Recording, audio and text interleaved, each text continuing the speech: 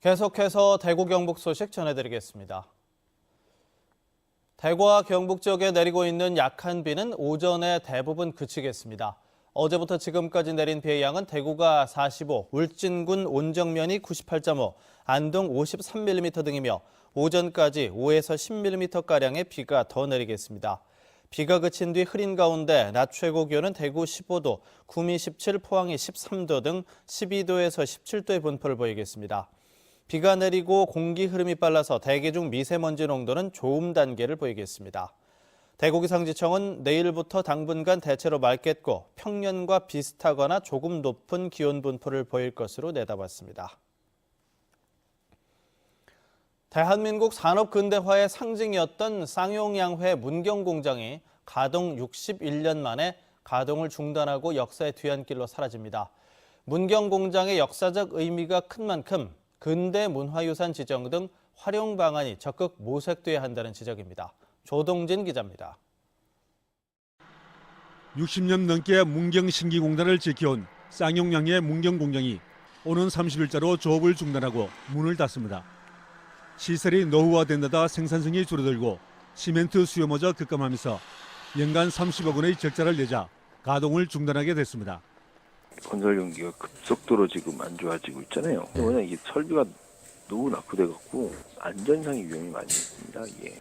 협력업체를 포함한 직원 51명은 쌍용양의 동해와 영월 공장으로 이동 배치되고 남은 시멘트는 5월까지 출고됩니다.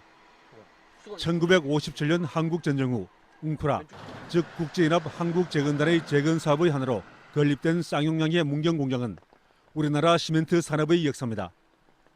삼척의 동양 시멘트 공장과 함께 국내 시멘트 수요의 절반을 담당할 정도로 한국 경제 발전의 초석 역할을 했습니다.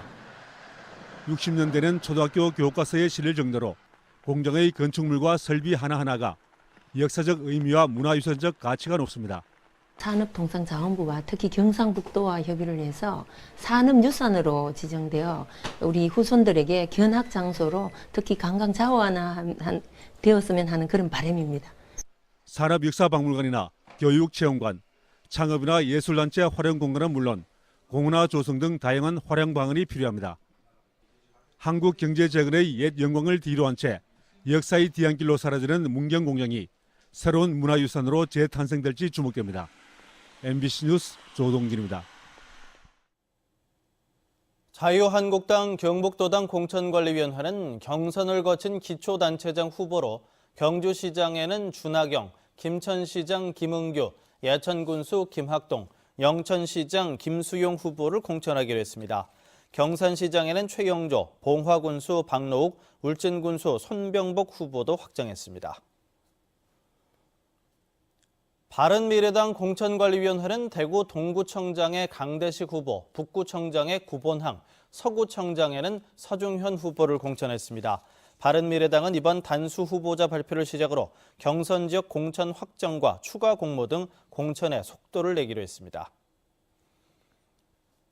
중앙선거관리위원회가 우리 동네 공약지도 온라인 서비스를 시작합니다. 우리 동네 공약지도는 유권자가 해당 지역의 주요 이슈를 확인하고 원하는 공약을 직접 제안할 수 있는 것으로 중앙선관위 홈페이지를 통해 확인할 수 있습니다. 공약지도는 민선 6기 지자체 출범 이후 언론사 보도와 광역기초의회 회의록을 분석해 만들어졌습니다. 대구시와 경상북도는 문화체육관광부와 한국관광공사와 함께 오는 28일부터 2주 동안 봄 여행주간 프로그램을 운영합니다. 대구에서는 김광석길과 청라언덕, 수성못 같은 관광명소 10여 곳에서 가족 공연과 뮤지컬 콘서트와 함께 소원 달기, 보물찾기 이벤트가 열립니다.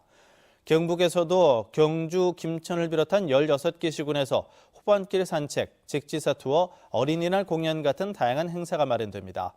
봄 여행 주간에는 지역의 숙박 음식업체들이 특별 할인도 제공하는데 자세한 내용은 시도가 운영하는 SNS를 통해 확인할 수 있습니다.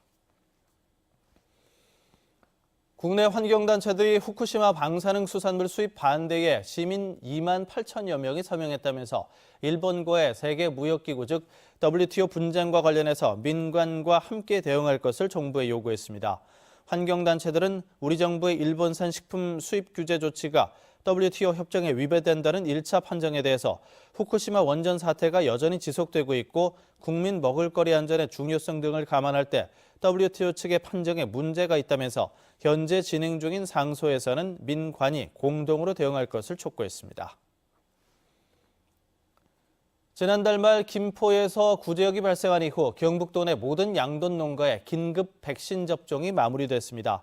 경상북도는 지난달 말 어미돼지부터 우선 백신 접종을 시작한 이후 다 큰 돼지 108만 마리에 대한 백신 접종도 끝났습니다. 경상북도는 그동안 폐쇄됐던 가축시장 14곳이 오늘부터 다시 열리는 만큼 가축시장의 소독시설과 청소 상태, 축산 차량 소독 확인 등을 철저히 할 방침입니다. 930 MBC 뉴스를 마칩니다. 고맙습니다.